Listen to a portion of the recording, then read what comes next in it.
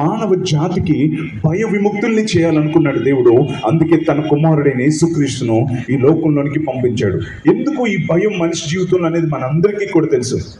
మనిషి ఎప్పుడైతే భయపడ్డాడు, మనిషి ఎప్పుడైతే పాపం చేశాడో ఆదికాండంలో, ఆ రోజునే మొట్టమొదటిసారి చెట్టు చాటును దాక్కొని ఏమని చెప్పాడు తెలుసా? ఆదికాండం 3:10 దేవా నీ స్వరం విన్నప్పుడు మేము దిగంబరులంగా ఉన్నాం కనుక భయపడి దాక్కున్నాము దేవా అని చెప్పన్నాడు. చూడండి, దేవుడు తన పోలికను చేసినటువంటి మానవ జాతిని అన్ని విధాలు ఆశీర్వదించి వర్ధిల్లండి అంటే సాతాను ప్రేరణతో తినొద్దన్న దాన్ని తినడంతో మనిషి యొక్క జీవితంలోనికి భయం అనే దాన్ని అపవాది చొప్పించాడు. ఆ భయం అనేది ఆ రోజు నుంచి ఈ రోజు వరకు మానవ జాతిని ఏలడం మొదలుపెట్టింది. దేని గురించి ఇప్పుడు మనిషి ఎక్కువగా భయపడతాడు మీకు తెలుసా? ఎందుకు భయపడతాడు తెలుసా? ప్రతి దానికి భయపడతాడు. ఫలానా దానికి భయపడడు అనేవారిని ఎవరైనా మనం చూస్తామా? అయితే ఈ భయాన్ని గురించి బైబిల్ ఏం చెప్తుందంటే అది ఒక దురాత్మ అని చెప్పి అంటాం. అందుకని దేవుడు మనకు పిరికితనము గల ఆత్మను ఇయ్యలేదు. అంటే సాతాను ఒక స్పిరిట్ మానవ జాతులను చొప్పించడం మొదలు పెట్టాడు. అదేంటో తెలుసా? పాపం చేసిన వెంటనే ఆ రోజు నుంచి మనుషులందరూ ప్రతి దానికి భయపడేలా అపవాది అందరిలో కూడా భయం అనే దాన్ని చొప్పించాడు. ఈ రోజున భయం ఎంత పెరిగిపోయిందో మనందరికీ కూడా తెలుసు కదా. ఎంత పెరిగిపోయింది భయం మనకు తెలుసు కదా. వాతావరణం చూస్తే భయం, వార్తలు చూస్తే భయం కదా. ఆహారం తిందామంటే భయం. ఏమండి మీరు పాలు తాగుతున్నారా? అయితే మీ సంగతి అంతే అంటాడు. ఆ రోజు పాలు తాగమంటాడు. పాలకూర తింటున్నారా? అయితే మీ సంగతి అంతే అంటాడు. ఏం తినాలో మనకు తెలియదు, ఏం తాగాలో మనకు తెలియదు. వాతావరణం చూసినా, వార్తలు చూసినా, ఏమండి మన జీవితాన్ని చూసుకున్న ప్రతిది కూడా మనిషిని భయపెడుతూనే ఉంటుంది. ఈ రోజున మనుషులు ప్రతి క్షణం కూడా భయంతో బ్రతుకుతూ ఉండే సందర్భాలు మనం చూస్తున్నాం. అయితే ఎందుకు మానవ జీవితంలోనికి పాపం చేయగానే అపవాది భయం అనే దాన్ని చూపించాడు మీకు తెలుసా? భయం చాలా భయంకరమైనది. అందుకోసమనే దేవుడు భయ విముక్తుల్ని చేయడానికే ఈ లోకంలోనికి వచ్చాడు. అందుకని యేసుక్రీస్తు ప్రభు వచ్చి రాక మునిపే ఏమొచ్చిందో తెలుసా? మరియా భయపడకు, యోసేపు భయపడకు, గొల్లలారా భయపడకండి. మానవ జాతికి దేవుడు ఇచ్చినటువంటి సందేశం ఏంటంటే మీరు భయపడవద్దు అన్నటువంటి సందేశాన్ని ఆయన ఇచ్చాడు. ఎందుకంటే మనిషి యొక్క అక్కర అదే. ప్రతి దానికి మనిషి భయపడుతూనే ఉంటాడు. దేని గురించి భయపడతాడు? ఒక్క విషయమా మనం చెప్పుకోవడానికి? ఏమండి ప్రతిరోజు ఎలా బ్రతకాలని భయపడతా ఉంటాడు కదా. ఎంతో మంది జీవితంలో ఉన్నా భయపడతారు, లేకపోయినా సరే భయపడే వారిని అనేక మందిని మనం చూస్తూ ఉంటాం. అంతే కదా. ఒకవేళ అందమైన బిడ్డ ఉందనుకో, అమ్మో నా కూతురు మీద ఎవరైనా కన్నేస్తారేమో అని భయపడతారు. అందంగా లేని బిడ్డ కనబడింది అనుకో, అమ్మో నా కూతురు పెళ్ళి అవుతుందో లేదో అని భయపడుతూ ఉంటారు. డబ్బులు ఉన్నాయనుకోండి భయపడుతూ ఉంటారు, ఎవడైనా దోచేస్తాడేమో అని చెప్పి. డబ్బులు లేవనుకోండి భయపడుతూ ఉంటాడు, అమ్మో రేపు తినాన్ని ఎలా బ్రతకాలి అని భయపడుతూ ఉంటాడు. పొట్టిగా ఉన్న భయపడతాడు, పొడుగ్గా ఉన్న భయపడతాడు, తెల్లగా ఉన్న భయపడతాడు, నల్లగా ఉన్న భయపడతాడు, అందంగా ఉన్న భయపడతాడు, వికారంగా ఉన్న భయపడతాడు, డబ్బులున్నా భయపడతాడు, డబ్బులు లేకపోయినా భయపడతాడు. మనిషి తన జీవితంలో ఉన్న దాన్ని బట్టి, లేని దాన్ని బట్టి, ప్రతి దాన్ని బట్టి కూడా భయపడడం అనేది మనం సమాజంలో మనం చూస్తూ ఉంటాం. అయితే ఈ భయం ఎంతవరకు ఉంటుందంటే రోగం వచ్చినా, జ్వరం వచ్చినా, అమ్మో నేను ఇప్పుడు చచ్చిపోతే ఎక్కడికి వెళ్తాను అనే భయంతో ఉంటారు. బండి నడుపుతుంటే భయము, ఉద్యోగానికి వెళ్ళి వస్తుంటే భయము, బిడ్డలను కూర్చున్న భయము, రేపటిని కూర్చున్న భయము. ఈ రోజున నేను పాపంతో చచ్చిపోతే నరకం అనేది ఒకటి ఉందట కదా, ఆ నరకం నుంచి నన్ను ఎవడు తప్పిస్తాడు అనే భయం. చచ్చిన తర్వాత మోక్షం అనేది ఒకటి ఉందంట, అక్కడికి నేను వెళ్తానో లేదో అని మానవ జాతిలో ప్రతి దానికి కూడా భయం ఉంటుంది. అందుకోసమనే దేవుడు నీ యొక్క నిత్యత్వాన్ని కూర్చిన భయము, పాపమును కూర్చిన భయము, ఈ లోకంలో ఉన్న ప్రతి సమస్యను కూర్చిన భయం నుంచి నిన్ను విడిపించడానికి సరి అయిన మందుగా యేసుక్రీస్తు అనే పరిశుద్ధుడిని ఈ లోకంలోనికి ఆయన పంపించాడు. పాపం వలన మానవ జాతిలోనికి భయం వచ్చింది. పరిశుద్ధుడైన యేసుక్రీస్తు ప్రభు ద్వారా భయ విముక్తులముగా మనం అవడానికి మనకు రక్షణ వచ్చింది. హల్లెలూయా. సో అందుకోసమనే మానవ జాతికి ఉన్నటువంటి భయం నుంచి విడిపించాలంటే పాపం వలన భయం వచ్చింది కాబట్టి పాపం లేని పరిశుద్ధుడు ఈ లోకంలోనికి రావాలి. అందుకనే దేవుడు లోకమును ఎంతో ప్రేమించి ఇచ్చినటువంటి బహుమతి ఏంటో తెలుసా? అది పరిశుద్ధమైన బహుమతి. అది మనం తెలుసుకోవాలి. ఎందుకోసం అంటే ఏ దేశం వెళ్ళినా, ఏ ప్రాంతానికి వెళ్ళినా ప్రతి ఒక్కరు ఇచ్చే మాట ఏంటంటే యేసు పరిశుద్ధుడు అన్నటువంటి స్టేట్మెంట్ ఇస్తారు. ఒక రోజున ఒక సర్వే జరిగింది. ఆ సర్వేలో ఏంటంటే ప్రపంచంలో అందరికంటే గొప్ప ధనవంతులు ఎవరు, టాప్ 10 తీద్దాం అని అనుకున్నారు. మొదటి 10 మంది ధనవంతులు ఎవరండి? ఆ రోజు రోజుల్లో మన దేశం నుంచి లక్ష్మీ మిట్టల్ అని ఒక ఆయన ఉండేవాడు. అందుకని మన దేశంలో లక్ష్మీ మిట్టల్ గొప్ప ధనవంతుడని మన దేశం వారు అందరూ చప్పట్లు కొట్టారు. ఆ తర్వాత అమెరికా నుంచి వచ్చి బిల్ గేట్స్ అని చెప్పి వారు కూడా చప్పట్లు కొట్టుకున్నారు. ఆ తర్వాత ఏమైందంటే ప్రపంచంలో టాప్ క్రికెట్ ప్లేయర్స్ ఎవరు, అందరికంటే గొప్పవారు ఎవరు అని చెప్పంటే అప్పట్లో వెస్టిండీస్ నుంచి మా దేశంలో లారా అనేవాడు ఉన్నాడు. 400 మారా సూపర్ లాగా ఆడుతాడు. మా దేశంలో గ్రేట్ క్రికెట్ ప్లేయర్ ఎవరంటే లారా అని చెప్పన్నారు. వెంటనే ఆస్ట్రేలియా నుంచి సర్ బ్రాడ్మన్ అని వాళ్ళు కూడా చప్పట్లు కొట్టుకున్నారు. మన దేశం నుంచి అప్పట్లో సచిన్ టెండూల్కర్ అని చెప్పి మన దేశం వారు కూడా చప్పట్లు కొట్టారు. ఇలా ప్రపంచంలో అందగాళ్ళైన వారు ఎవరు అంటే 10 మంది దొరికేశారు. ప్రపంచంలో ధనవంతులైన వారు ఎవరు అంటే టాప్ 10 దొరికేశారు. ప్రపంచంలో మంచి ఆటగాళ్ళు ఎవరు అంటే టాప్ 10 దొరికేశారు. ఇప్పుడు ప్రపంచం అంతా ఒక కొత్త ప్రశ్న వేశారు. అదేంటో తెలుసా? ప్రపంచంలో పరిశుద్ధుడైన వాడు ఎవడు అని చెప్పి ప్రతి దేశం కూడా చూడటం మొదలుపెట్టింది. ఎవరు పరిశుద్ధుడు, ఎవరు పరిశుద్ధుడు, అన్ని దేశాలు కూడా ఎవరు పరిశుద్ధుడు, ఎవరు పరిశుద్ధుడు అని చెప్పి ముక్త కంఠంతో చెప్పింది ఏదో తెలుసా? ప్రపంచంలో ఒక్కడే పరిశుద్ధుడు ఉన్నాడు, ఆయన ప్రభు అయిన యేసు క్రీస్తు అని చెప్పి అన్నారు. వేకరగా చెప్పులు కొట్టి దేవుని మనం మహిమపరుస్తాం. హల్లెలూయా. సో కనుక దేవుడు పరిశుద్ధమైన బహుమతిని ఈ లోకంలోనికి ఇచ్చాడు. నిష్కలంకమైన పాపం లేని బహుమతిని ఈ లోకంలోనికి ఇచ్చాడు. సో యేసుక్రీస్తు ప్రభు అనే పరిశుద్ధమైన బహుమతి మాత్రమే మానవ జాతిని పాప విముక్తులుగా చేయగలదనే సత్యాన్ని మనం తెలుసుకోవాలి. ఇందుకే ఎందుకు దేవుడు భయ విముక్తుల్ని చేయాలి అని కోరుకున్నాడు. నేను ఇప్పుడు చెప్పాను కదా, ప్రతి విషయంలో కూడా మనం భయపడుతుంటే వాటి నుండి ఎందుకు విముక్తులు చేయమన్నాడంటే భయం చాలా భయంకరమైంది. అందులో 2 విషయాలు మీతో చెప్తాను. భయపడితే ఏం జరుగుతుంది, ఎందుకు దేవుడు భయపడుతూ అనే సందేశంతో 2000 సంవత్సరాల క్రితం ఈ లోకంలోకి వచ్చాడో మీరు తెలుసుకోవాలి. నెంబర్ 1, భయపడితే ఏం జరుగుతుందో తెలుసా? భయము అనేది అంటుకుంటుంది అనే సంగతి తెలుసుకోవాలి. భయం అనేది కంటేజియస్. ఒక వ్యక్తిలో కనుక భయం ఉంటే ఆ భయం ఇంట్లో అందరికీ అంటుకుంటుంది. మీరు ఎప్పుడైనా చూడండి, కొంతమంది ఇంట్లో ప్రతిదానికి భయపడుతూ ఉంటాయి. పిల్లలు కూడా ఏమండి దద్దమ్మల్లా తయారైపోయి వారు కూడా భయపడిపోయి అలా ఉండిపోతూ ఉంటారు. ఎందుకంటే భయం అనేది సింపుల్గా అంటుకుంటుంది అనే సంగతి తెలుసుకోవాలి.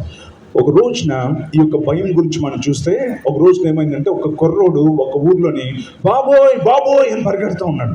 పరిగెడుతూ ఉంటే అక్కడ ఒక షాప్లో ఒక ఆమె కూరగాయలు సామాన్లు కొనడానికి వెళ్తూ, బాబు ఏమైంది, ఎందుకు పరిగెడుతున్నా అంటే, ఏమండి మన ఊర్లో డ్యామ్ ఉంది కదా, పగిలిపోయింది, ఊరి మీదకి నీళ్లు వచ్చేస్తున్నాయి, మునిగిపోయి చచ్చిపోతామంటే ఆమె బ్యాగ్ అక్కడ పడేసి కెవ్వమని కేకేసి షాప్లో గట్టిగా అరిచి ఆమె పరిగెత్తడం మొదలుపెట్టింది. అందరూ ఎత్తైన ప్రదేశానికి వెళ్ళిపోదామని షాప్లో ఉండేవారు అందరూ పరిగెత్తడం మొదలుపెట్టారు. చివరికి అలా అందరూ పరిగెడుతూ ఉంటే ఒక దగ్గర గడ్డను గీస్తూ ఉన్నాడు. ఒక మంగళ షాప్లో ఒక ఆయన సగం గీశాడు. గీసినాక, బాబు ఏమైంది, ఎందుకు పరిగెడుతున్నారంటే, ఏం లేదండి మన ఊర్లో డ్యామ్ ఉంది కదా, పగిలిపోయిందంట, ఊరి మీదకి నీళ్ళు వచ్చేస్తుందంటే గడ్డం గీసేవాడు గీయించుకునేవాడు సగం గడ్డంతో ఇద్దరు కూడా కొండ మీదకి పరిగెత్తడం మొదలు పెట్టారు. అదే సమయంలో ఒక గట్టు మీద ఒక తాతయ్య కూర్చున్నాడు. అందరూ పరిగెడుతుంటే తాతయ్యకి తొందర వచ్చింది. ఏం బాబు ఏం జరిగింది, ఎందుకు పరిగెడుతున్నారు అని అన్నాడు. తాతయ్య నీకు తెలియదా, మన ఊర్లో డ్యామ్ పగిలిపోయింది, ఊర్లోనికి నీళ్ళు వచ్చేస్తున్నాయి, చచ్చిపోతామంటే ఎక్కలను ఓపిక తెచ్చుకొని తాతయ్య కూడా కొండ మీద పరిగెత్తడం మొదలు పెట్టారు. ఊరు పరిగెడతానే ఉంది. తాతయ్య కొంచెం పరిగెత్తలేక ఒక గట్టు మీద కూర్చొని ఆలోచించడం మొదలు పెట్టాడు. నేను ఈ ఊర్లోనే పుట్టాను, ఈ ఊర్లోనే పెరిగాను, అసలు మన ఊర్లో డ్యామ్ ఎక్కడ ఉంది అని ఆలోచించాను. అసలు ఊర్లో డ్యామే లేదు. ఎవడో దరిద్రుడు ఒకడో ఏమండి భయపెట్టే దానికి చెప్తే ఊరు పరిగెత్తడం మొదలు పెట్టాను. దాన్ని భయం అంటుకుంటుంది అని చెప్పి అంటారు. భయం అంటుకుంటుందండి. అందుకోసమనే దేవుడు భయపడద్దు అంటాడు. ఆ మధ్యకాలంలో మీకు అందరికీ తెలుసు, విజయనగరం జిల్లాలో అప్పటికి ఒక ట్రైన్ కాలిపోయి అందులో చాలామంది బుక్ అయిపోయారని చెప్పి ఈ ట్రైన్ విజయనగరం వైపుకి వెళ్తా ఉన్న సమయంలో కొంతమంది స్త్రీలు ఆ పక్క బోగిలో మాట్లాడుకుంటూ ఉన్నారన్నమాట. మొన్న ట్రైన్లో మంటలు వచ్చిన అందరూ బుక్ అయిపోనరమ్మా ఇలా మాట్లాడుకుంటున్నారంట. అక్కడ అలా మాట్లాడుకుంటే ఈ పక్క బోగిలో ఉన్న కొంతమంది ఆకతాయి కుర్రోళ్ళు ఏం చేశారంటే, వాళ్ళ ట్రైన్ కాలిపోయి మనుషులు చచ్చిపోయారు కదా, దాని గురించి లేడీస్ మాట్లాడుతున్నారు, ఒరే మనం ట్రైన్లోని మంటలు అనుకొని పారిపోదామని చెప్పి మంటలు అనుకుంటూ వాళ్ళు ముందు పారిపోతే వీళ్ళు భయపడి ఏం చేశారంటే వెళ్తున్న ట్రైన్లోంచి బయట దూకేశారండి. అటునుంచి వచ్చిన ట్రైన్ వాళ్ళ మీద వెళ్ళిపోయి ముక్కలు అయిపోయి చచ్చిపోయారు. ఎంత భయంకరమైందో భయం మీకు అర్థమవుతుందా? భయము మిమ్మల్ని బ్రతికించదు, భయం మిమ్మల్ని చంపేస్తుంది. భయం అనేది అంటుకుంటుంది అనే సంగతి తెలుసుకోవాలి. రెండవదిగా, ఎందుకు యేసుక్రీస్తు ప్రభు భయపడొద్దు అనే సందేశం ఈ లోకంలోకి వచ్చాడు తెలుసా? భయము ఒక ప్రవచనంలా పని చేస్తుంది. అవునండి, ఎప్పుడైతే మనం భయపడతామో ఆ భయము ప్రవచనంలా పనిచేస్తుంది. యోబు గ్రంథం 3:25 ఏది వచ్చినని నేను బహుగా భయపడుతునో అది నాకు సంభవించుచున్నది అన్నాడు. మీకు తెలుసా, ఏది వస్తుందని మీరు ఎక్కువగా భయపడతారో మీ జీవితంలో అదే జరుగుతుంది. అందుకోసమని అపవాది ఏం చేస్తాడంటే మీ సమస్యలను, మీ కష్టాలను, మీ అనారోగ్యాలను, మీ వ్యతిరేకతలు మీకు చూపించడం ద్వారా మిమ్మల్ని భయపెట్టడానికి ప్రయత్నిస్తాడు. సో అందుకనే అపవాది ఏం చేస్తాడంటే ఎప్పుడు కూడా కొన్ని రకాలైన కళలను, కొన్ని రకాలైన దర్శనాలను, కొన్ని రకాలైన ఊహలు ఊహించుకోవడం అనే దాన్ని అపవాది చూపిస్తూ ఉంటాడు. అలా ఎప్పుడైతే మీరు దాని గురించి భయపడతారో ఆ భయం అనేది మీ జీవితంలో ఒక ప్రవచనంలా పనిచేస్తుంది. అందుకే బైబిల్లో ఉంది, ఏది వచ్చునని నేను బహుగా భయపడుతున్నా అది నాకు సంభవించున్నది. మీకు తెలుసా, ఎక్కువగా మీరు ఇలా జరుగుతుందని భయపడితే డెఫినెట్గా అది మీ జీవితంలో జరుగుతుంది. ఒక రోజున ఒక దగ్గర డాక్టర్స్ మీటింగ్ అవుతాను. అందులో చాలామంది డాక్టర్స్ వచ్చారు. వాళ్ళందరికీ నేను వాక్యం చెప్తా ఉన్నాను. ఇప్పటికి ఇది మేబీ ఒక 17 సంవత్సరాల క్రితం అయి ఉంటుంది. సో వాళ్ళందరికీ నేను వాక్యం చెప్పిన తర్వాత ప్రార్థన చేస్తున్న సమయంలో సడన్గా పరిశుద్ధాత్మ దేవుడు ఒక డాక్టర్ గారిని నాకు చూపిస్తా, ఆమెతో నువ్వు చెప్పు, ఆమె ఎప్పుడు చూసినా భయపడుతూ ఉంది. ఆమె భయం ఏంటంటే లారీ కింద పడి చచ్చిపోతానేమో అని ఆమెకు భయం ఉంది. నువ్వు చెప్పు అని చెప్పంటే భయపడకుండా చెప్పానమ్మా, నీ గురించి ప్రభు ఎందుకో నాకు ప్రేరేపిస్తూ ఉన్నాడు. ఆమెకు ప్రభు నాతో చెప్పింది ఏంటంటే 2 వీలర్ మీద హాస్పిటల్కి వెళ్తుంటే పడిపోయినట్లు, ఒక టైర్ అటు వెళ్ళిపోయినట్లు, ఒక టైర్ ఇటు వెళ్ళిపోయినట్లు, ఆమె తలకాయ మీద నుంచి లారీ వెళ్ళిపోతున్నట్లు అస్తమానం అదే ఊహించుకుంటూ అదే దర్శనంతో ఆమె భయపడుతుంది. అదే మాట నేను చెప్తే బిగ్గరగా ఏడ్చి, అన్న నేను రోజు అదే దర్శనం చూస్తూ ఉన్నాను, రోజు నేను అలాగే భయపడుతున్నానని చెప్పి చివరికి శవానికి కప్పే గుడ్డ కూడా నేను కొనుక్కున్నానని ప్రేత వస్త్రం తీసుకొచ్చి ఆ రోజున ఏడ్చింది. ఎప్పుడు చూసినా ఇలాగే నేను అనుకుంటున్నాను అన్నాను. కానీ అద్భుతంగా ఆ రోజున దేవుడు ఆమెను పరిశుద్ధాత్మ దేవుడు ముట్టడంతో భయం అనే ఆత్మ పోయి ఈ రోజున ఆమె దేవుని కొరకు గొప్ప సేవ చేసే సేవకురాలుగా నిలిచింది. దగ్గరగా చప్పట్లు కూడా దేవుని నామని మనం పడతాం. సాతాను ఏం చేస్తాడంటే నిన్ను ప్రతిరోజు దేనికో ఒక దానికి భయపడేలా చేస్తాడు. అమ్మో నేను చచ్చిపోతానేమో, గుండెకి చచ్చిపోతానేమో, ఎందుకంటే మా తాత 60 ఏళ్ళకే, మా బామ్మ 60 ఏళ్ళకే, నేను కూడా 60కే అని చెప్పి భయం పుట్టిస్తూ ఉంటాడు. బైబిల్ చెప్తా ఉంది, ఏది వచ్చినని నేను బహుగా భయపడుతున్నా అది నాకు సంభవించుంది. గుర్తుంచుకోండి, ఏం వస్తుందని మీరు ఎక్కువగా భయపడతారో మీ జీవితంలో ఆ కీడు మీ జీవితంలోని సంభవిస్తుందన్న సంగతి మీరు తెలుసుకోండి. ఎక్కువ సమయం లేదు కాబట్టి నేను చెప్తున్న ఈ మాటలు మీ జీవితంలోని తీసుకోండి. భయం అనేది మన జీవితంలో ఒక ప్రవచనంలా పనిచేస్తుంది. నిక్ అని ఒక గొప్ప బాడీ బిల్డర్ ఉండేవాడు. అతను చాలా మంచి ఫిజిక్తో ఉండేవాడు. అతన్ని టచ్ చేసిన వాళ్ళందరూ ఫోటో తీసుకోవాలని అనుకుంటూ ఉండేవాడు. అంత బలంగా ఉండేవాడు. ఈ నిక్ అనేవాడు అప్పట్లో ఎక్కడ పనిచేసేవాడు అంటే, పూర్వము ఈ కూరగాయలు, పళ్ళు ఒక ప్రాంతం నుంచి ఇంకొక ప్రాంతానికి రవాణా చేయడానికి ట్రైన్లో కొన్ని బోగీలను ఏం చేశారంటే ఫ్రిడ్జ్లా మార్చేసేవారు. ఫ్రిడ్జ్ బోగీలా ఉండేది. అందులో నుంచే అందరికీ కూడా కూరగాయలు, ఫ్రూట్స్ అయితే రవాణా చేస్తూ ఉండేవారు. అయితే అందులో ఆ కూలింగ్ యూనిట్ పని చేయకపోతే అది రిపేర్ చేసే పనిలో ఉండేవాడు. అయితే ఎప్పుడు చూసినా అతనికి ఒక భయం ఉండేది. అదేంటంటే ఆ బోగి కోచ్లోకి వెళ్ళి రిపేర్ చేస్తుంటే సడన్గా డోర్ క్లోజ్ అయిపోయి చలి తట్టుకోలేక -డిగ్రీలో ఫ్రీజ్ అయ్యి చచ్చిపోతానేమో అని భయపడుతూ ఉండేవాడు. తన ఫ్రెండ్స్ అందరితో చెప్తూ ఉండేవాడు, ఎందుకోరా నాకు ఒక భయం వేస్తుందిరా, ఎప్పుడన్నా లోపలికి వెళ్ళి బోగి బాగు చేస్తుంటే డోర్ క్లోజ్ అయిపోయి చలికి తట్టుకోలేక చచ్చిపోతానేమో అని భయం వేస్తుందంటే అందరూ తిట్టేవారు.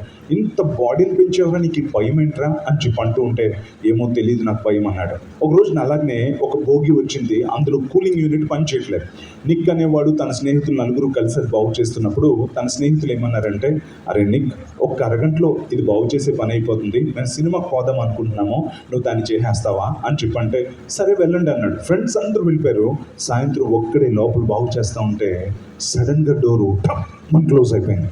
పిచ్చివాన్లా అరిచాడు. వినే నాదుడే లేడు. రాత్రంతా అందులోనే ఉండిపోయాడు.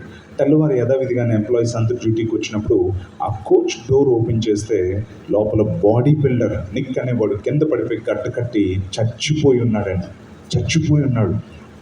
మార్చరీకి తీసుకొని వెళ్ళారు. పోస్ట్ మార్టం తీసుకొని వెళ్తే డాక్టర్లు -డిగ్రీలో ఫ్రీజ్ అయిపోవడం వల్ల చచ్చిపోయాడండి అని చెప్పన్నారు. నిజానికి విచిత్రం ఏంటంటే వీళ్ళు లోపలికి వెళ్ళేటప్పటికి లోపల ఇంకా కూలింగ్ యూనిట్ పని చేయట్లేదు. కానీ ఈ వ్యక్తి మాత్రం అలా చచ్చిపోయి ఉన్నాడు. కారణం ఏంటో తెలుసా? ఏది వచ్చినని నేను బహుగా భయపడుతున్నా అది నాకు సంభవించిన. అందుకని అపవాది ఏం చేస్తాడంటే మనలో ప్రతి దానికి భయపడడానికి ప్రయత్నిస్తూ ఉంటాడు. అనారోగ్యాన్ని గురించి, ఆర్థిక ఇబ్బంది నుంచి, కష్టాల గురించి, బిడ్డల గురించి, భర్తల గురించి, అన్నీ చూపించి అపవాది ప్రతినిత్యము భయపడతా ఉంటాడు. ఇలా భయం చివరికి మనల్ని ఎక్కడ తీసుకొని వెళ్తుందంటే, ప్రకటన గ్రంథంలో నరకానికి వెళ్ళిపోయే వారి లిస్ట్ ఉంది. అందులో మొట్టమొదటి ఎవరి పేరు ఉందంటే పిరికి వారును అనే మాట మనం చూస్తాం. సో టోటల్గా జీవితంలో భయం అనేది ఏం చేస్తుందంటే, ఈ లోకంలో ఏమీ సాధించకుండా తప్పుడు నిర్ణయాలు తీసుకొని ఏమండి చెడును జీవితంలో తెచ్చుకొని చచ్చి నరకానికి తీసుకెళ్లేదే భయము. అందుకోసమని దేవుడు ఏం చేశాడో తెలుసా? 366 సార్లు బైబిల్ గ్రంథంలో భయపడవద్దు అని చెప్పి ఆయన రాయించాడు ఈ లోకంలోనికి. అందుకనే గొప్ప సందేశాన్ని తీసుకొచ్చాడు. క్రిస్మస్ సందేశం ఏంటో తెలుసా? బిడ్డ, నీ జీవితం ఏదైనా, నీ సమస్య ఏదైనా, నువ్వు దేనికి భయపడనవసరం అవసరం లేదు. హల్లెలూయా! అదే క్రిస్మస్ సందేశం. అదేంటో తెలుసా? పాపం నుంచి మమ్మల్ని ఎవరు క్షమిస్తారు? నరకం నుంచి మమ్మల్ని ఎవరు తప్పిస్తారు? చస్తే మమ్మల్ని మోక్షంలోనికి ఎవరు తీసుకెళ్తారు? మమ్మల్ని ఎవరు స్వస్థపరుస్తారు? మా కష్టాలు కన్నీళ్లు ఎవరు తుడుస్తారని ప్రతి సమస్యను గురించి భయపడుతున్న మానవ జాతి బ్రతికే 70-80 సంవత్సరాల తర్వాత చావు ప్రతి ఒక్కరిని పలకరిస్తుంది. అలా పలకరించినప్పుడు నేను ఎక్కడుంటాను అని చెప్పి భయపడే ప్రతి మనిషికి కూడా యేసే జవాబు చెప్తా ఉన్నాడు. లోక రక్షకుడు మీ కొరకు జన్మించి ఉన్నాడు, ఈయన ప్రభు అయిన యేసు క్రీస్తు అనే సందేశంతో యేసు క్రీస్తుని గురించిన వార్త వినపడింది. ఈ రోజు దేవుడు నీతోనే మాట్లాడుతున్నాడు. కాబట్టి మన జీవితంలో మనకు క్రిస్మస్ సందేశం ఏంటంటే భయపడవద్దు. ఎవరు భయపడకుండా ఉండగలుగుతారో తెలుసా? యేసు క్రీస్తుని ఎవరైతే వారి హృదయంలో చేర్చుకుంటారో వారు భయపడకుండా ఉండగలుగుతారు. పాపంలోను చీకట్లోను జీవిస్తున్న వారు ప్రతి క్షణం భయపడుతూనే ఉంటారు. కానీ యేసును సొంత రక్షకుడిగా అంగీకరించిన వాడు ధైర్యంగా ఉండగలుగుతాడు. ఈరోజు నేను ఎంత చెప్తున్నాను కదా, ఒకప్పుడు నాకు కూడా చాలా భయం, చాలా సిగ్గు. ఎదురుగా ఎవరైనా ఒక వ్యక్తి ఉంటే ఆ వ్యక్తి కళ్ళల్లోనికి కళ్ళు పెట్టుకొని చూసి నేను మాట్లాడలేకపోయేవాడిని. ఎప్పుడు చూసినా తలదించుకొని ఉండేవాడిని. ఎందుకంటే నేను ఒక అన్య కుటుంబం నుంచి రక్షణ పొందాను. అందుకని మా బంధువులు అందరూ కూడా మమ్మల్ని వదిలేసి కొట్టేసి, మన కులం ఏంటి, మన మతం ఏంటి, మీరు యేసు ప్రభు నమ్ముకున్నారు, మాకు పెళ్లి కాదని చెప్పి మా పేర్లు కూడా చెప్పకండి అని మా బంధువులు అందరూ కూడా వదిలేశారనమాట. మా పిన్నులు అందరూ వదిలేశారు. వాళ్ళందరిది శ్రీకాకుళం. సో అందరూ వదిలేస్తే మేము చివరికి ఒంటరి వాణం అయిపోయాం. పట్టించుకునేవాడు కానీ, పలకరించేవాడు కానీ మాకు ఉండేవాడు కాదు. 5 రోజులు మంచి భోజనం ఉండేది కాదు. గంజి తాగి ఉండాల్సిన పరిస్థితి, అడవిలో కొండ జాంకాయలు తిని ఉండేటువంటి పరిస్థితులు, స్కూల్కి వెళ్తే స్కూల్లో ఫీజులు కట్టలేక, మంచి యూనిఫామ్ వేసుకోలేక, మంచి చెప్పులు లేక ఎప్పుడు భయంతో ఉండేవారు. అటువంటి సమయంలో దేవుడు తన సేవ కోసం నన్ను పిలుచుకున్నాడు. అన్నాడు, నేను నిన్ను ప్రపంచమంతా వాడుకుంటాను అని చెప్పి ఆయన నాతో మాట్లాడాడు. అందరూ తిడతా ఉండేవారు, మీకేం పోయే కాలంలో యేసు ప్రభు నమ్ముకొని ఈ గొడ్డలు లేకుండా ఎలా తిరుగుతూ ఉన్నారు, మీరు యేసు ప్రభుని వదిలేస్తే మీ నాన్న మిమ్మల్ని బాగా చూసుకుంటాడు కదరా అని అంటూ ఉండేవారు. మా నాన్నగారు స్టీల్ ప్లాంట్ HPCLలో పెద్ద పెద్ద కాంట్రాక్టులు చేసి విపరీతంగా డబ్బులు సంపాదించారు. కానీ యేసయ్యను అంగీకరించామని మమ్మల్ని వదిలేసిన సందర్భంలో మాకు తినడానికి ఉండేది కాదు, మంచి బట్టలు ఉండేవి కాదు, మంచిగా పట్టించుకునేవారు కానీ ఎవరు ఉండేవారు కాదు. ఎప్పుడు మధ్యరాత్రిలో బయటికి పంపించేస్తే ఎవరు అరుగు మీద పడుకోవాల్సిన పరిస్థితులు మాకు వస్తూ ఉండేవి. ఇవన్నీ నాలో ఒకలాంటి భయాన్ని సృష్టించాయి. నేను అందరికంటే గొప్పవాడిని కాదు, నాకు తెలివి లేదు, జ్ఞానం లేదు, నేను ఎవరితో మాట్లాడకూడదు అని అనుకుంటూ ఉండేవాడిని. అటువంటి సమయంలో దేవుడు నన్ను సేవకు పిలుచుకున్నాడు. కనిపించిన సేవకులందరూ చెప్తా ఉండేవారు, బాబు దేవుడు నేను ప్రపంచమంతా వాడుకుంటాడని. కానీ ఎదురుగా ఒక్కడున్నా సరే నేను వాడబడ్డాను. అంత భయం అనమాట నాకు. ఎదురుగా ఎవరున్నా సరే నేను అస్సలు మాట్లాడలేను. అంత భయంతో నేను ఉంటూ ఉండేవాడిని. ఎక్కడన్నా ఎవరైనా పాస్టర్ గారు ఒక 60-70 మందికి వాక్యం చెప్తా ఉంటే, చీకట్లో చెట్టు కింద నించొనిలా ఉంటే ఆ పాస్టర్ గారు సంగమా ఇది అదండి, అర్రే ఈ పాస్టర్ గారికి ఇంత ధైర్యం ఎక్కడి నుంచి వచ్చిందిరా, 70 మందితో మాట్లాడేస్తూ ఉన్నారు. ప్రభా నన్ను సేవకు పిలుచుకున్నావు, నాకు భయం ప్రభా, నేను ప్రపంచమంతా ఎలా వాడబడతాను అని ఎప్పుడు భయంతో ఉండేవాడిని. చూడండి, దేవుడేమో నన్ను ధైర్యంతో నింపి ప్రపంచమంతా వాడుకుందామంటే, అసలు ప్రపంచంలో ఎక్కడ కనబడకుండా ఒక గుర్తింపు లేని వ్యక్తిగా నన్ను చేయడం కోసం అపవాది నాలో ఏం పెట్టాడంటే భయం అనే దాన్ని పెట్టాడు. ఆ భయంతో ఎప్పుడు ఇలాగే తలదించుకొని ఉండేవాడిని, ఎవరితో ఎప్పుడు మాట్లాడేవాడిని కాదు. దేవుడు నన్ను సేవకు పిలుచుకున్నాడు కదా అని 17 ఏళ్ళు నేను సేవకు వచ్చాను, కానీ ఎక్కడ ఏమీ మాట్లాడలేని పరిస్థితి. అది కూడా ఎలా వచ్చిందంటే, నేను సేవకు దేవుడు నన్ను పిలుచుకున్నాడని నాకు తెలుసు. మా ఇంట్లో ఆరాధన జరుగుతుంటే ఒక అంకుల్ వచ్చి వాక్యం చెప్తా ఉండేవాడు. సో దేవుడు నన్ను సేవకు పిలుచుకున్నాడు కాబట్టి సేవ చేయాలని మా ఇంట్లో ఒక 10-15-20 మంది వస్తూ ఉండేవారు అనుకుంటా. సో అటువంటి సమయంలో నేను ఏం చేసామంటే కంజీలు వాయిస్తూ ఉండేవాడిని. ఎక్కడ అంటే కాంగో కింద ఎవరికి కనబడకుండా సిగ్గి సిగ్గి సిగ్గి సిగ్గి సౌండ్ వస్తూ ఉండేది. ఎవడరా అంటే కనబడ్డనమాట. అదే సేవ, సిగ్గి సిగ్గి వాయించడమే, అదే నా సేవ. అయితే మా ఇంటికి వచ్చి ఒక అంకుల్ వాక్యం చెప్తా ఉండేవాడు. ఏమన్నాడంటే, వచ్చే వారం నుంచి నేను రానొచ్చు, ఎవరు వస్తారో చూస్తాను అనుకుంటే అంకుల్ వెళ్ళిపోతే వీళ్ళందరూ అమ్మో వచ్చే ఆదివారం నుంచి మనకి ఎవరు వాక్యం చెప్తారు అంటూ అందరూ ఎరుకులో నుంచి ఇలా నాకాసి చూశారు. నాకాసి చూస్తున్నారంటే అసలు అని చెప్పంటే, దేవుడు నేను సేవకు పిలుచుకున్నాడు కదా, అందుకని నువ్వు వాక్యం చెప్పాలి అని చెప్పన్నారు. తప్పదు. ఆ రోజు స్టార్ట్ అయింది, చెమటలు పట్టాడు. వామ్మో, వచ్చే వారం 20 మందికి వాక్యం చెప్పాలంట, ఏం చెప్దాం అని చెప్పి రాత్రంతా ఆలోచించాను. 23వ కీర్తన చెప్పేద్దాం, యెహోవా నా కాపరి నాకు లేమి కలగదు అని చెప్పి 23వ కీర్తన బాగా చదివేశాను, బాగా ప్రాక్టీస్ చేసేసాను. ఎలాగన్నా సరే 15 నిమిషాలన్న వాక్యం చెప్పాలి అని అనుకున్నాను. అందుకోసమని బాగా దాన్ని ప్రాక్టీస్ చేసి, దాంతోపాటు ఈనాడు పేపర్ కూడా కొన్ని ఆర్టికల్స్ చదివేశాను, ఇవి కాపుతావని కవర్ చేసేద్దామని చెప్పి. సో అవన్నీ చదివేసి ఆ రోజు శనివారం రాత్రి మా అక్కను కూర్చోబెట్టాక, ఫస్ట్ టైం నేను వాక్యం చెప్తున్నాను, ఎలా చెప్తున్నాను చూడక చిన్న రిహార్సల్స్ అంటే చెప్పరా అనింది. అంటే అప్పుడు చెప్పడం మొదలుపెట్టాను, యెహోవా నా కాపరి నాకు లేమి కలదు. అరుస్తున్నాంటరా అనండి. ఓ అరుస్తున్నాను, అలా బాగోలేదా? ఓకే, యెహోవా నా కాపరి నాకు లేమి కలుగుదు. అరే డైలాగ్ చెప్తున్నట్టుందిరా, ఏమన్నా ఏదో ఒకటి అంటూ ఉండేది. సరే ఏదో ఒకటి చెప్పాను. ఆ రోజున క్రౌడ్ వచ్చేసారు, విపరీతమైన జనం, 20 మంది పైన ఉన్నారు, మామూలు జనమా. అందుకోసమని ఎవ్వరి కష్టపడకూడదు, తలదించుకొని చెప్పాలి అనుకున్నాను. చెమటలు పట్టేసినాయి. అందరికీ ఉన్నాడు. ఇప్పుడు 23వ కీర్తన చదువుదాం. ఏమన్నా కాబట్టి ఏం కలదు, కొంచెం కలిసి చూడలా పని చూసినాడు అని కింద నుంచి పైకి, పైనుంచి కిందికి 2-3 వార్తలు చెప్పేటప్పుడు టైం చూస్తే 5 నిమిషాలు అయిపోయింది. 5 నిమిషాల్లో మొత్తం మెసేజ్ అంతా అయిపోయింది. ఆమె నన్ను కూర్చుంటే అక్కడ ఒక ఆంటీ ఉన్నారు, బాబు వార్తలు బాగా చెప్పాడు అని.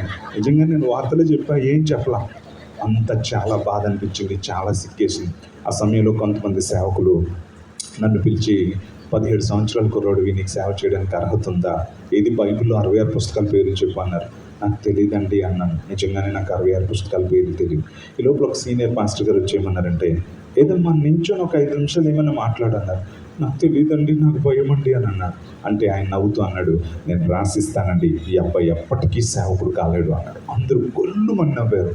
చాలా ఏడుపు వచ్చేసింది, తట్టుకోలేక పక్క గదిలోకి వెళ్ళి బోర్లా పడుకొని ఏడవడం మొదలుపెట్టాను. ఎందుకయ్యా నన్ను సేవకు పిలుచుకున్నావు? నేను పిరికోడినయ్యా, నాకు భయం అయ్యా, ఎదురుగా ఒక వ్యక్తి ఉన్న కళ్ళలోని కళ్ళు పెట్టి నేను చూడలేను, మాట్లాడలేను, వాక్యం చెప్పలేను. సీనియర్ దైవజనులు కూడా నాకు సర్టిఫికెట్ రాసేశారు, నేను ఎలా చేయగలనయ్యా, నాతో నువ్వు మాట్లాడని, కళ్ళ నిండా కన్నీళ్ళతో ఏడుస్తుంటే అప్పుడు ఎదురుగా ఫస్ట్ టైం నేను విజన్ చూశాను. ఆ విజన్లో నా జుట్టు అంతా పండిపోయింది. దర్శనంలో ఎత్తైన తారోడ్లలో ఊపుకుంటూ వెళ్తూ ఉంటే అంత ఎత్తున్నారు యేసుక్రీస్తు ప్రభు వచ్చి నన్ను గట్టిగా కౌగిలించుకొని, శామ్యూల్ నా కుమారుడా, ముద్ది మీ వచ్చు వరకు ఎత్తుకొని వాడను నేనే, తల వెంట్రుకలు నెరే వరకు ఎత్తుకొంచు నడిపించు వాడను నేనే, చూడుము నా అరచేతుల మీదనే నిన్ను చెక్కుకొని ఉన్నాను అని చెప్పి దేవుడు మాట్లాడిన తర్వాత ఒక వాక్యం దేవుడు నాకు చూపించాడు. మత్తయి సువార్త 10వ అధ్యాయం 30వ వచనం. ఒక ఐడియా మీ జీవితాన్ని మారుస్తుంది అంటారు కదా, ఐడియా వాళ్ళ జీవితం మారుస్తుంది, వాక్యం మనిషి యొక్క జీవితాన్ని మారుస్తుంది. అక్కడ బైబిల్లో ఏమని రాయబడిందంటే, మీ తల వెంట్రుకలన్నీ లెక్కింపబడి ఉన్నవి కనుక మీరు భయపడవద్దు అని దేవుడు మాట్లాడాడు. ఇదే నా జీవితంలో టర్నింగ్ పాయింట్. ఏమనుందో తెలుసా? మీ తల వెంట్రుకలన్నీ లెక్కింపబడి ఉన్నవి కనుక మీరు భయపడొద్దు అని చెప్పంటే, నా తల వెంట్రుకలు లెక్క పెడితే నేను ఎందుకు భయపడకూడదు అని అనుకున్నాను. ఇప్పుడు మిమ్మల్ని అడుగుతున్నాను, మీలో ఎంతమంది రోజు తల వెంట్రుకలు లెక్క పెడుతున్నారు? ఒకసారి చేతి చూపిస్తారా అన్న. రోజు నేను వెంట్రుకలు లెక్క పెడతానన్న వాళ్ళు చేతి చూపించండి. ఎవరు లెక్క పెట్టట్లేదా? అరే ఈరోజు డిసెంబరు 3వ తారీఖు 1, 2, 3, 4 వెంట్రుకలు ఊడిపోయాయి అని డైరీ రాయట్లేదు ఎవరు కూడా. ఇలా డైరీ ఆ డిసెంబర్ 1వ తారీఖున 20 వెంట్రుకలు ఊడిపోయాయి, డిసెంబర్ 2వ తారీఖున 4 వెంట్రుకలు ఊడిపోయాయి, 4వ తారీఖున 1 వెంట్రుక ఊడిపోయింది అని ఎవరు రాయట్లేదా? చప్పట్లు కొట్టిస్తే ఎవరైనా వెంట్రుకలు లెక్క పెట్టి డైరీ రాస్తే. మీకు జుట్టు అంటే ఇంట్రెస్ట్ లేదా? ఎంత శ్రద్ధ కదా, దొరికిందల్లా రాసేస్తూ ఉంటాం తలకి కదా. జుట్టు ఊడిపోతే చాలా టెన్షన్ పడిపోతూ ఉంటాం. జుట్టు అంటే ఉంటుంది, కానీ ఎవరన్నా తల వెంట్రుకలు లెక్క పెడుతున్నారా? ఒక్కరు కూడా లెక్క పెట్టట్లేదు. కానీ బైబిల్ ఏం చెప్తున్నా తెలుసా? మీ తల వెంట్రుకలన్నీ లెక్కింపబడి ఉన్నావు కనుక మీరు భయపడద్దు అంటే అర్థమేంటి తెలుసా? నా కుమారుడా, నా కుమార్తె, నువ్వు పట్టించుకోలేని నీ తల వెంట్రుకల్ని పట్టించుకుంటున్నానంటే నిన్నెంత పట్టించుకుంటానో, అందుకే భయపడవద్దు అని దేవుడు మాట్లాడాడు. హల్లెలూయా. ఆ రోజు మన జీవితం మారిపోయింది. దేవుడు తన ఆత్మచేత అభిషేకించాడు. ఆ రోజున నా చూపు, మాట అన్నీ మారిపోయినాయి. దేవుడు తన ఆత్మచేత అభిషేకించాడు. శక్తియు, ప్రేమయు, ఇంద్రియ నిగ్రహము కలిగిన ఆత్మతో నన్ను ఎప్పుడైతే నింపాడో వెంటనే నా చూపు, నా మాట, నిర్ణయాలు అన్నీ మారిపోయాయి. భయం అనే దురాత్మ నన్ను వదిలిపోయింది. ఎప్పుడైతే భయం వదిలిపోయిందో ఆ రోజు నుంచి నా లైఫే మారిపోయింది. ఏ విశాఖపట్నంలో అరుగుల మీద పడుకున్నానో, ఏ విశాఖపట్నంలో ఆకలితో ఉన్నానో, అదే విశాఖపట్నంలో ఈ రోజున అతి పెద్ద సంఘం మిరాకల్ సెంటర్. 7,000 మంది సభ్యులకు సంఘ కాపరిగా దేవుడు నన్ను ఒక సంఘానికి కాపరిగా దేవుడు దీవించాడు. ఎన్ని వేల మంది సంఘం, 146 దేశాలకి నేను పరోక్షంగా 22 దేశాలకి ప్రత్యక్షంగా వెళ్ళి దేవుని యొక్క వాక్యాన్ని ప్రకటించడానికి దేవుడు నాకు కృపనిచ్చాడు. కన్నీరేలమ్మా కరుణించు యేసు నిన్ను విడువబోడమ్మా, నీవు లేని రోజు అసలు రోజే కాదయ్యా లాంటి 80 పాటలు రాయడానికి దేవుడు నాకు కృపనిచ్చాడు. తెలుగు ఇంగ్లీష్లో పుస్తకాలు రాయడానికి దేవుడు నాకు కృపనిచ్చాడు. నన్ను నా కుటుంబాన్ని ఈ రోజు నా ప్రపంచం అంతా వాడుకుంటా ఉన్నాడు. ఆ దేవునికి బిగ్గరగా స్తోత్రాలు చెల్లిద్దామా, చప్పట్లు కొద్దామా. హల్లెలూయా. అది నా జీవితంలో క్రిస్మస్. అది యేసుక్రీస్తు ప్రభు ఎప్పుడైతే నా జీవితంలోకి వచ్చాడో, ఆయన నా జీవితంలో ఉన్న భయాన్ని తీసేసినప్పుడు నాకు దేవుడు ఒక గుర్తింపునిచ్చాడు. కాబట్టి నా ప్రియ సహోదరి సహోదరులారా, ఈ క్రిస్మస్ సందేశం ఏంటో తెలుసా? దేవుడు లోకమును ఎంతో ప్రేమించి అద్భుతమైన బహుమతిగా తన కుమారుడైన యేసుక్రీస్తునిచ్చాడు. ఈ యేసుక్రీస్తు ప్రభువుని మనం స్వీకరించగలిగితే మనలో ప్రతి భయానికి కూడా చెప్పబడిపోతూ ఉంది.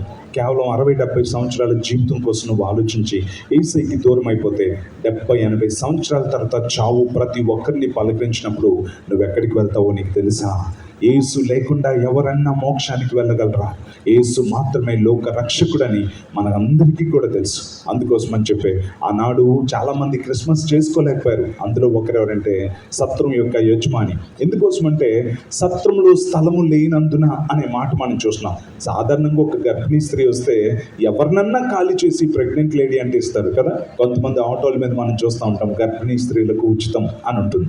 కానీ ఆ రోజున మరియమ్మ తల్లి ఆ నిండు చూలాలిగా వచ్చినప్పుడు సత్రం తలుపుకొట్టయ్యా, డెలివరీ అయ్యే స్థితిలో ఉందయ్యా, నిండు చూలాలు ఒక్క రూమ్ ఇస్తారా అని చెప్పంటే వాళ్ళు ఆయనకి చోటు ఇవ్వలేదు. చోటు ఇవ్వకుండా ఆయన్ని ఆమెకు స్థలం లేనందున ఆమెను ఇంకో ప్లేస్లోనికి మార్చినట్లు మనం చూస్తూ ఉన్నాం. సో ఆ సత్రం యజమాని క్రిస్మస్ మిస్ అయిపోయాడు. అక్కడే గనక స్థలం ఇచ్చి ఉంటే లోక రక్షకుడు ఆ వ్యక్తి యొక్క జీవితంలో జన్మించేవాడు. అక్కడ సంబరాలంటే సంబరాలు జరిగేవి. ఆ వ్యక్తి ఎందుకు స్థలం ఇవ్వలేకపోయాడంటే మిగతా వాటితో తన యొక్క ఇంటిని నింపేసుకున్నాడు కదా.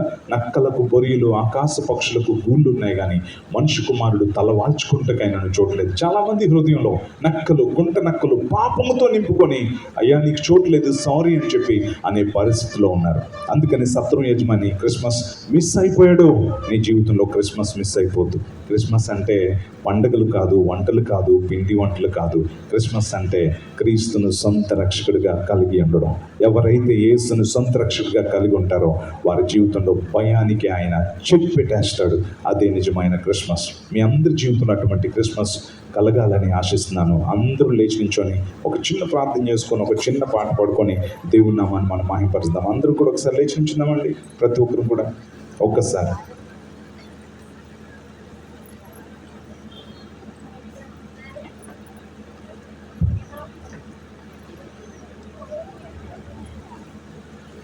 ప్రతి ఒక్కరు కూడా కళ్ళు మూసుకొని ఈ రోజున ఇక్కడికి నువ్వు భయంతో వచ్చినట్లయితే, వ్యతిరేకతలతో వచ్చినట్లయితే, ఏం చేయాలో తెలియని పరిస్థితుల్లో నువ్వు వచ్చినట్లయితే, అయ్యా నిజంగానే నేను ప్రతిదానికి భయపడతా ఉన్నాను, నువ్వు నాతో లీవ్ ఇయర్తో కలిపి ప్రతిరోజు నా కుమారుడా, నా కుమార్తె భయపడొద్దు అని చెప్పాను అంటావు.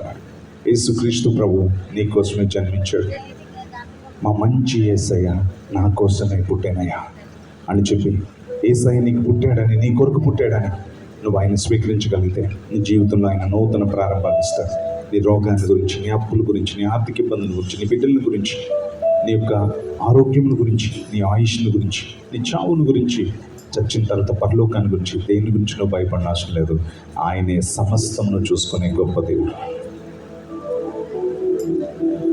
మా మంచి యేసయ్య నా కోసమే పుట్టినయ్యా, మా మంచి యేసయ్య నా కోసమే పుట్టినయ్యా. భూమికే తెంచెను నన్ను ప్రేమించెను, భూమికే తెంచెను నన్ను ప్రేమించెను, నా పాట బంధాలన్నీ పెంచివేసెను. ఆ మంచి యేసయ్య నా కోసమే పుట్టినయ్యా. చెప్తామా? మంచి యేసయ్య నా కోసమే పుట్టినయ్యా.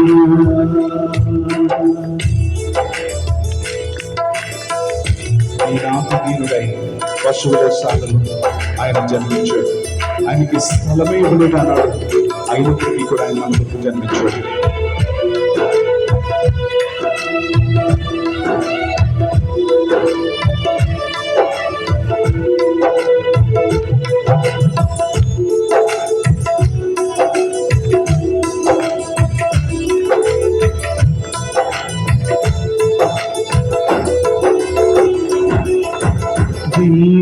దీనుడై పశువుల శాలలో మరియమ్మ ఒడిలో ఆ చల్లని చలిలో. అందరూ చూద్దాం.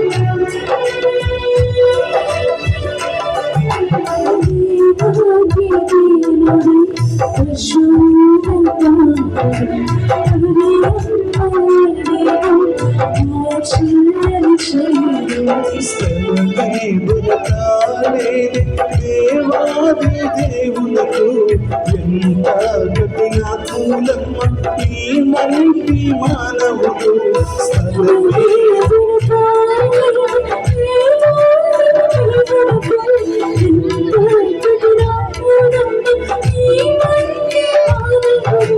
అయినా నా తండ్రి యేసు నాకై జన్మించి నా మంచి యేసయ్య నా కోసమే పుట్టెనయ్యా. నా మంచి యేసయ్య నా కోసమే పుట్టెనయ్యా. భూమికే పంచెను నన్ను ప్రేమించెను, భూమికే నన్ను ప్రేమించెను. నా పాత బంధాలన్నీ పెంచి వేసెను. మంచి యేసయ్య నా కోసమే పుట్టెనయ్యా.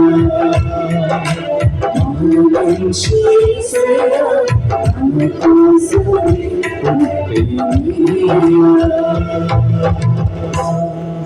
రెండు చేతులు పైకి చెప్తామా? మా మంచి యేసయ్య నా కోసమే పుట్టాడు. అందరూ పాడదామా? మా మంచి యేసయ్య నా కోసమే పుట్టెనయ్యా. ఇంకోసారి.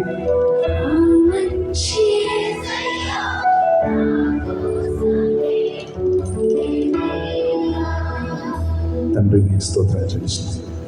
నువ్వు మా కొరకు జన్మించకపోతే మాకు నిరీక్షణ లేదు, పరలోకం లేదు. దేవుడు ఎలా ఉంటాడో తెలియదు.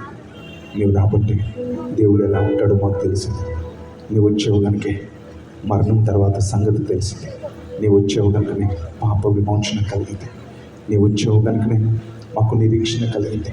నీవు వచ్చేవు కనుకనే మాకు స్వస్థత కలుగుచున్నది. నీవు వచ్చేవు కనుకనే మాకు శాంతి కలుగుచున్నది.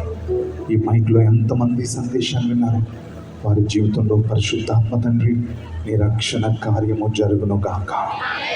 ఇక్కడ ఎంతమంది వచ్చినారో వారందరికీ రక్షణ కలుగును గాక. యేసు నామములో రక్షణ కలుగును గాక. యేసు నామములో శాంతి కలుగును గాక. యేసు నామములో స్వస్థత కలుగును గాక. యేసు నామములో రక్షణ కలుగును గాక. యేసు నామములో దీవెన కలుగును గాక. ఈ రాజా ప్రాంతం అంతటికి శుభం కలుగును గాక. సేవకులకు దీవెన కలుగును గాక. సంఘములు ప్రజలతో నింపబడును గాక. రైతులు వర్ధిల్లుదురు గాక. మంచి పంటలు పండును గాక. మంచి ఉద్యోగ వ్యాపారములు కలుగును గాక. చదువుకున్న బిడ్డలకు విజయము కలుగును గాక. ఇక్కడున్న నాయకులకు అధికారులకు శుభము కలుగును గాక.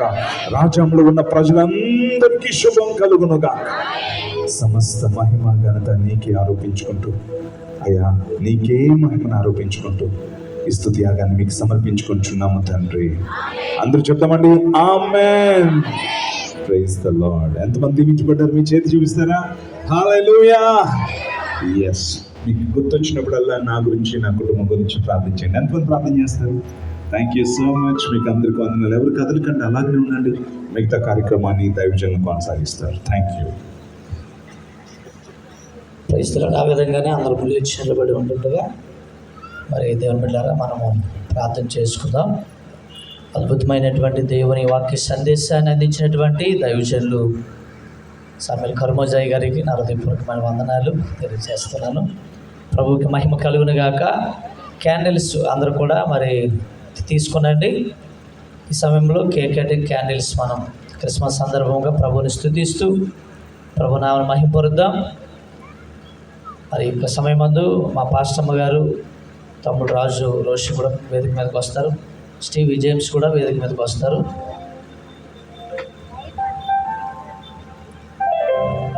దానిలయ్య గారు ప్రార్థన చేస్తారు. మొగులు వలసలో దేవుని పరిచయం చేసిన దైవజనులు దానిలయ్య గారు ప్రార్థన చేస్తారు. పరిశుద్ధుడు పరిశుద్ధుడు అని నిత్యము మీ కోట్లాది దూతలతో కోట్లాది ప్రజలతో స్తుతింపబడి ఆరాధింపబడుతున్న పూజనీడ, ఇదిగో తండ్రి, సర్వ మానవాళ్ళందరూ అయ్యా మీరు మా కొరకు అయ్యా గిఫ్ట్గా వచ్చిన గొప్ప దేవుడా, అనేక మందికి ప్రభువా అయ్యా మీ రక్షణ అయ్యా అంగీకరింపబడడానికి మీ కృపచోపం అడుగుచున్నాను. మీ దాసులు ఇంతవరకు చెప్పిన ప్రతి వాక్యం ప్రభా, ప్రతి అయ్యా మంచి నేల పడే అయ్యా కృపచోపం అడుగుచున్నాను. ఇంకను జరగబోతున్న ప్రతి కార్యక్రమంలో మీరు ఉండి మీరు నడిపించమని నజరేయుడైన యేసు నామములో అడుగుచున్నాము తండ్రి.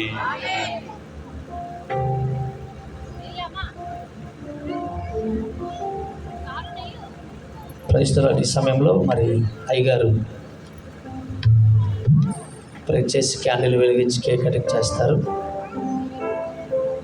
జేమ్స్ వేదిక మీదకి వస్తారు. చిన్న పాప ఎవరైనా ఉంటే పంపించండి అమ్మా. చిన్న బిడ్డలు ఒక ఇద్దరు ముగ్గురు దాదా క్రైస్తవులు. హల్లెలూయా.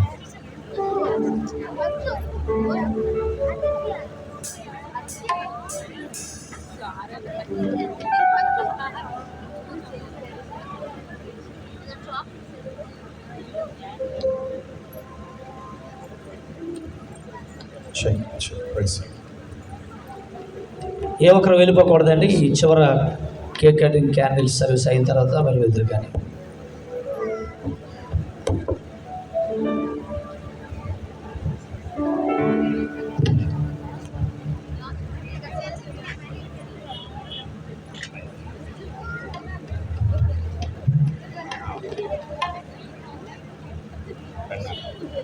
చిన్న ప్రార్థన చేద్దామండి. ఓకే, చిన్న ప్రార్థన.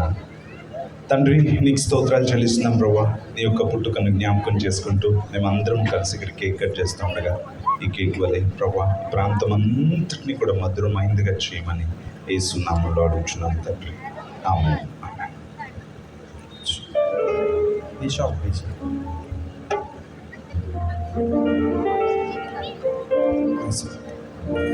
సంతోషంగా ఉన్న వాళ్ళందరూ కూడా క్యాండిల్స్ తీసుకోండి. ప్రతి ఒక్కరు కూడా దేవుడు లోకమునకు వెలుగై ఉన్నాడు.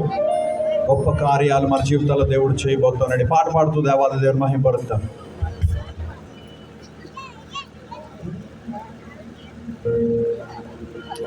అందరు కలిపి నాతో కలిపి పాడుతూ స్తుతిద్దామా. తూర్పున చుక్క పుట్టిందన్నయ్యా. ఈ మాటను మరలా వెనకసలు పాడాల్సిందిగా మనం చేస్తాను. తూర్పున చుక్క పుట్టిందన్నయ్యా. అందరూ కలిపి రారో రన్నయ్యా చూడడానికి వెళ్దాము. రారో రన్నయ్యా చూడడానికి వెళ్దాము. సిఎంసి క్వైర్ ముందుకు రండి. తూర్పున చుక్క పుట్టిందన్నయ్యా.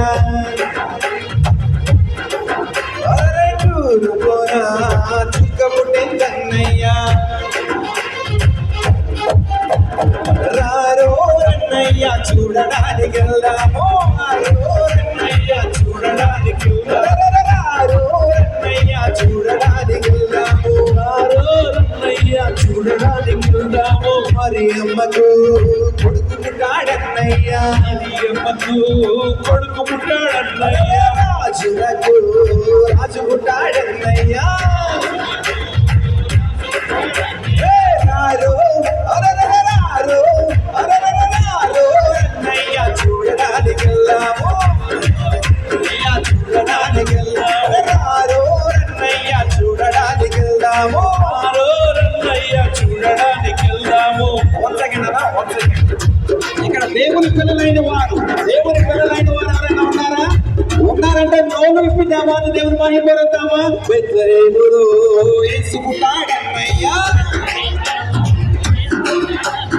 మరియమ్మకు బతుకు పుట్టాడన్నయ్యా మరియమ్మకు కొడుకు పుట్టాడన్నయ్యా రారోరన్నయ్యా చూడడానికి వెళ్దాము రారోరన్నయ్యా చూడడానికి వెళ్దాము రారోరన్నయ్యా చూడడానికి వెళ్దాము రారోరన్నయ్యా చూడడానికి వెళ్దాము రాజులకు రాజు పుట్టాడన్నయ్యా రాజులకు రాజు పుట్టాడన్నయ్యా ప్రభువులకు ప్రభు పుట్టాడన్నయ్యా ప్రభువులకు ప్రభు పుట్టాడన్నయ్యా రాజులకు రాజు పుట్టాడన్నయ్యా రాజులకు రాజు పుట్టాడన్నయ్యా ప్రభువులకు ప్రభు పుట్టాడన్నయ్యా ప్రభువులకు ప్రభు పుట్టాడన్నయ్యా రారో రన్నయ్యా చూడడానికి వెళ్దాము చూడడానికి రారో రన్నయ్యా చూడడానికి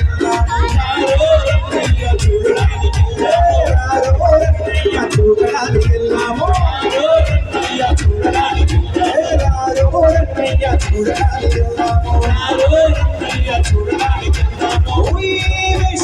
Happy Christmas! Happy Christmas! Happy Christmas! Merry Christmas! Happy Christmas! Merry Christmas! Happy Christmas! Merry Christmas! बोलो कृष्ण महाराज के जय! शुभ यीशु क्रिस्त की जय! हमारा खुदा और यीशु मसीह को जय! बोलो कृष्ण महाराज की जय! Wish you a happy Christmas to all of you. Thank you.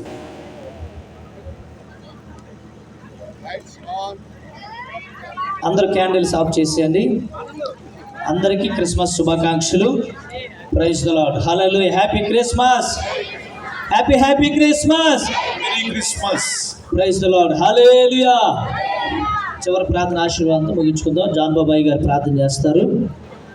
Sawmill కర్మజాయ్ గారు ఆశీర్వాదంతో ముగించుకుందాం. జాన్ బాబాయ్ గారు ప్రార్థన చేస్తారు. అయ్య గారు ఆశీర్వాదం ప్రార్థన చేసుకుందాం.